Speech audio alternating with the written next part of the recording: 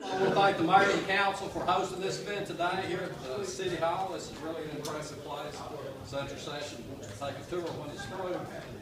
And of course, he doesn't need an introduction. He was our senator for 20 years, served as Attorney General of the United States. And without any further ado, I'll let him say a few things to himself. All right. Gosh, it's good to be in Hamilton, a fabulous day like this, and visit with you.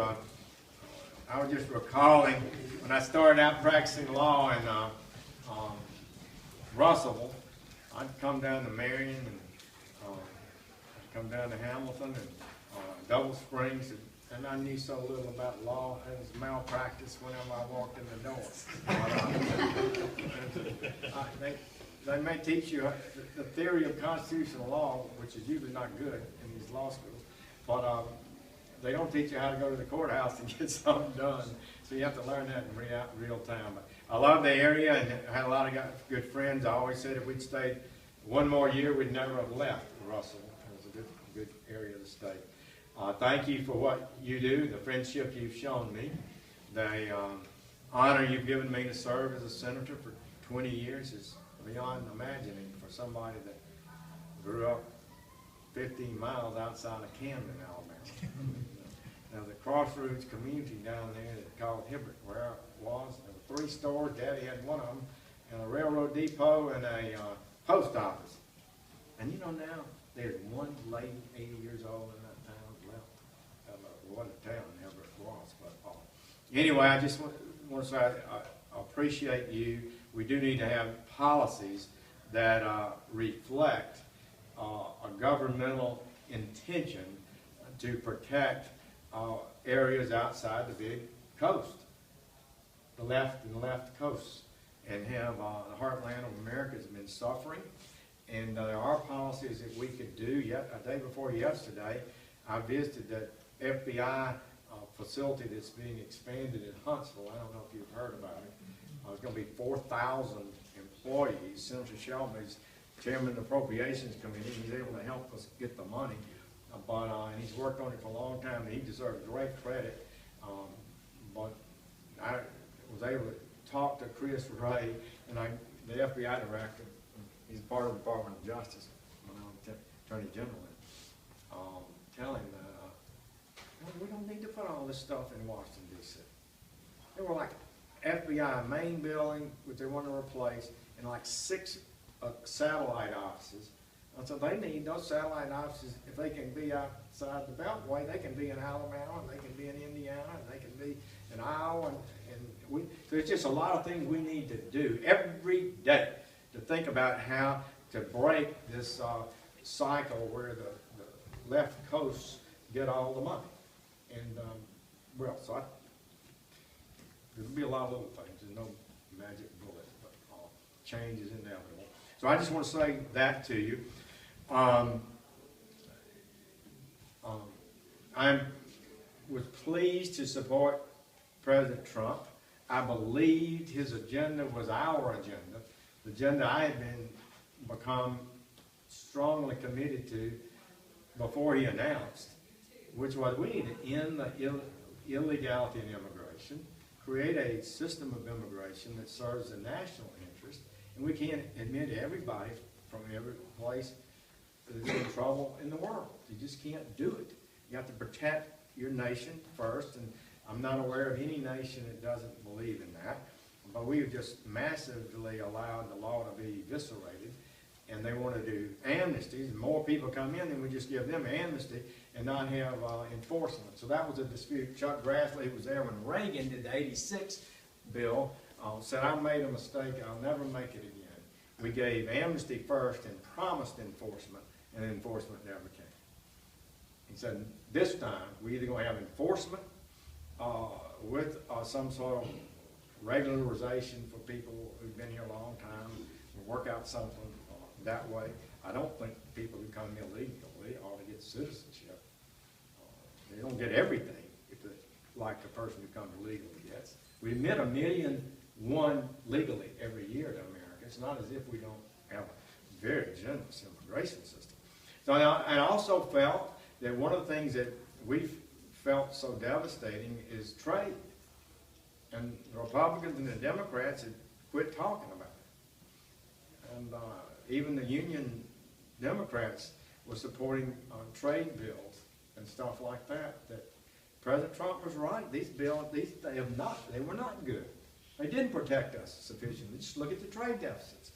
And so China was cleaning our clock, and so I led the fight on the immigration, 3 different times, and we were able to defeat those bills. And then they came up with the TPP, the Trans-Pacific Partnership. It was sort of like a European Union trade agreement where the Sultan of Brunei got 1 vote, the President of the United States got 1 vote, and we were going to, do that thing. And President Trump and I, when he announced, we talked about it. The best way to do it is just have a direct trade agreement with each country. And if they cheat you, you don't have to go to somebody and plead with them. I mean, they need our markets. They want to sell in the United States. If they don't apply by the rules, you're out. Boom. And it doesn't hurt us. They're the ones that get hurt. China's the one that's in danger. If they lose the American market where they have a $500 billion surplus, they're in big trouble. We can buy products. We can make them here. We can buy them from Canada and Mexico and friendly countries. Anyways, I just would say that was a big issue, and so the president's been true to that. He's been true to appointing great federal judges. The conservatives that work so hard to get judges like Justice Scalia are just ecstatic. I mean, they believe they're better than Reagan judges. They believe they're the best judges we've ever seen. He honored every bit of that. He takes recommendations from good people who believe in law and believe in the Constitution, that believe that words of the Constitution mean what they mean, and a judge doesn't just redefine them today so he can carry out his political agenda. Words have meaning, at least they used to. We got a secular threat to us today that's not only non-religious, but is hostile to religious expression, hostile to church and moral teachings. And they say that if you teach discipline, moral values, that somehow you're mean-spirited, that you're the bad guy. And everybody should just do whatever they feel like doing, I guess, in any moment in time. So that's not, so a lot of people believe in the scriptural heritage that we've got. And they cannot be condemned. We cannot allow that to happen. The president asked us, and after a big meeting, we met with church people, and he said, Department of Justice, you write a policy for the federal government that protects the free expression of religious belief. Right? We had a big group of people we brought over, church people, good lawyers, gone to Harvard's in place, and they really, we got uniformly favorable reviews from the people who've been litigating these cases for years, trying to protect churches and the right of ministers to preach like they believe they ought to preach and teach and advance issues. And we ended up joining, remember the cake baker in Colorado? We joined his side of the lawsuit and won it. We joined with a pro-life clinic in California. California passed a law and said they had to put up a big sign that said, if you want an abortion, go down the street to a certain address, And they said, you're making us speak. The government can't make us speak. This is our building. You can't make us say something we don't believe in. So we won that one. We joined with them on that. We joined with some free speech cases on campus, and then won all of those. Nobody really knows all that happened. I just read on century. So it was an opportunity. We did some good things during that. But the religious freedom issue is not going away, and we need to continue it. I'll talk more than I want to, but I'll just say a couple things. The hospital, gentleman here at Rural Hospital is so important, and I was the leading advocate in the Senate, I would say. Maybe Chuck Grassley was a little also, but we get killed on how they pay through Medicare the hospitals for work. So if you do something like a gallbladder, I used to know the numbers exactly, but literally this is correct me if I'm wrong, a gallbladder might be $140 in San Francisco and $80 here. They pay the hospital. Okay, you do a gallbladder, so, of course it's a lot more than $140, but about that percentage of difference, isn't it, sometimes? And this is, so our hospitals are struggling to keep the doors open. Wages are held down for nursing people because of the formula that they're using. It's a bad formula, and it hurts middle America and enriches Boston, New York, and the California cities on the coast. It just does. And it's time to end that. And I guess what I'd say to you, and I want the Republican Party, and we're in a Republican primary now, you got to stand up and push our leaders. I know them all. I know them all. And they're friends. But they are not sensitive enough to the life of people in Hamilton and Houston, and like we just left, and places that people are not making $100,000 a year. Median income in America is $55,000. Maybe a little more nationwide. I think that's Alabama's. That means, median means half the people make less than that. You know? So, somebody needs to be asking, how can we make life better for these people? Is anybody listening to them, or do they think you just want to have guns and prayers, or you're deplorable, or you're not sophisticated like us that believes in this libertine world that they live in? And so I just feel strongly about that. The race feels good to me. I'm going to work very, very hard. People of Alabama will decide. It would be an honor beyond words if you would allow me to serve again. I told people when I ran the first time that if you give me a chance to go, I won't go wildly on you. I don't think I ever did. I made some mistakes, obviously, over that period of time. Nobody's perfect. No, I tried to be true to the people who sent me, not to sell out to special interests, not to forget the people I grew up with in the country who I know was struggling, still are struggling, and to try to advance America's interest.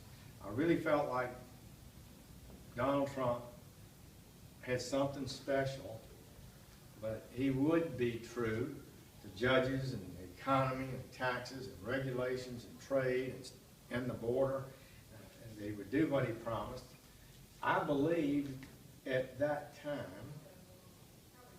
that he wasn't saying that for politics. A lot of people thought he said it for politics. Well, that's what he thought. And he's got a lot of confidence in what he thinks. This is a stupid NAFTA trade agreement. We'll get rid of it. He meant it. He wasn't just saying this to get elected. He thought it was stupid. And now we got a new agreement. He's negotiated a much better agreement than we had before. Nobody else was even breathing a word critical of NAFTA. You know, that was politically incorrect to talk about NAFTA. And we're going, this immigration is outrageous. We're going to build a wall. Everybody understood that. And I think he correctly said we can't keep pouring our soldiers into endless wars in the Middle East. I supported Bush and all, but the truth is, history has taught us you got to be really careful about that. And I think this surgical strike he did on Soleimani and all on his speech today was really good, really good. In other words, okay, Iran, you attacked us, we attacked you. We want peace and prosperity for you. We'd like you into the community of nations, but choose. World, watch. We're giving them a chance. Don't blame the United States. They're the ones that are attacking people all over the region. Soleimani was an expert in terrorism. His group, the Quds Force, has been designated a terrorist organization. It wasn't like it's a normal military unit. It's a terrorist organization. And so it'll be interesting to see how it comes out. I wish we could think that Iran would abandon their Islamic revolutionary agenda. But over the years, people have written about it. And these revolutionaries just seem never to give up their agenda. like Castro, like the North Koreans, the Iranians, and we can hope maybe there will be an unusual breakthrough here. So that would be our hope. And we certainly don't need to send troops into Iran. But we could achieve air dominance soon. We could, if we had to, we could block their harbors, sink all their ships, knock all their airplanes out of the sky, bomb their refineries, and never put a soldier on the ground, right? That's right. He's the Air Force man. I came up in a committee hearing, and they were talking about how dangerous it was and how we should be afraid of Iran. Iran can do this, and Iran can do this 10 years ago. Iran can do that. And so I asked this general, I said, couldn't we blockade their harbors, bomb them things, knock all the airplanes out of the sky, bomb their refineries and all this? He said, yes, sir. Joe Lieberman sent me a note. That was brilliant. It was, I don't know. So we don't want to do that, obviously. That would be such a sad event. But President Trump and a great nation has to know what its powers are. And he can't allow people to attack them every day. And they know what our powers are. They're not stupid. The Iranians are not stupid. And so we're just standoff. But I think if we keep our cool head, like the president did today, I liked it. He was calm, he was focused, strong, short, clear. So why can't they have nuclear weapons? Well, if they have nuclear weapons, it's a lot different to think about sinking their ships and knocking their airplanes. If they got to go to use a rocket, which they have rockets, can launch a nuclear weapon and blow up Jerusalem or Naples, Italy, or something. So they don't. This terrorist bunch, does not need to have a nuclear weapon, and that's why there's been so much tension. And that's why they want it. They make them immune, basically. They think. Tom, thank you for your friendship and support. Look forward to visiting with you. I hear we got some snacks in here. Thank you for that. And God bless you, and know that I appreciate the honor you've given me in the past. And if you allow me to serve again, you can trust me. I won't go wild on you. Thank you.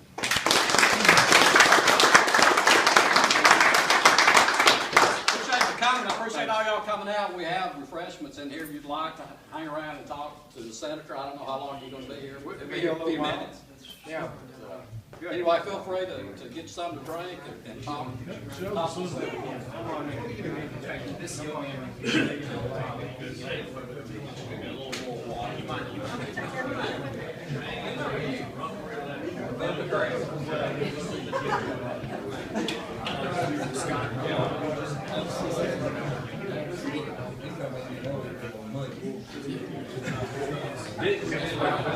After something going down in the week.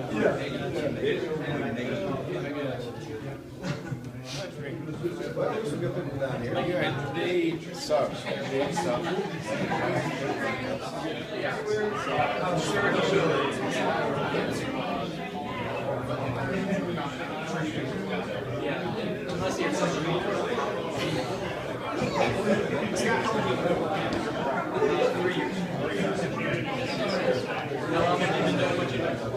Well, off and on.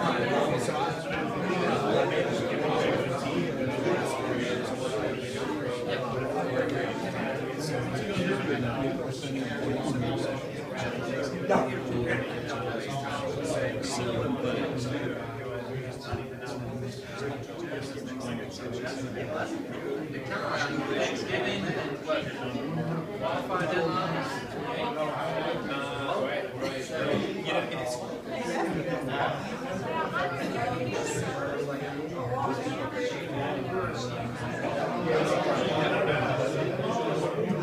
Tracy has us driving to get on the road for the museum everywhere.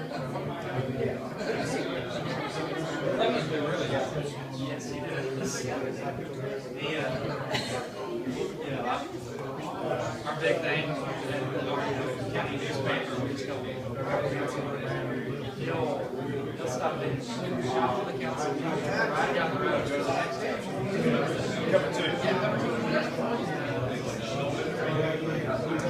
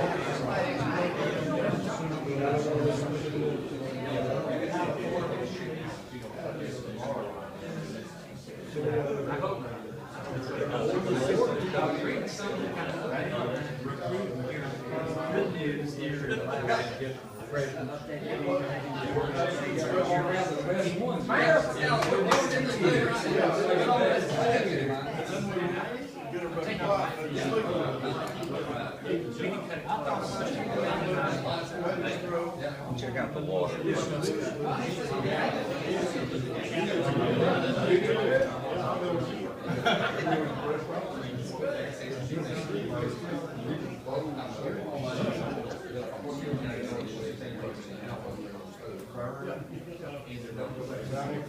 I'm sorry. I don't want to stop.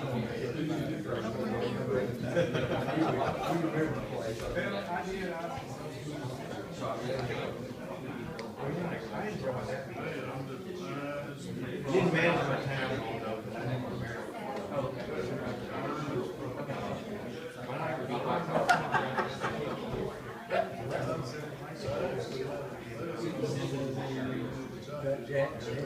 Yeah.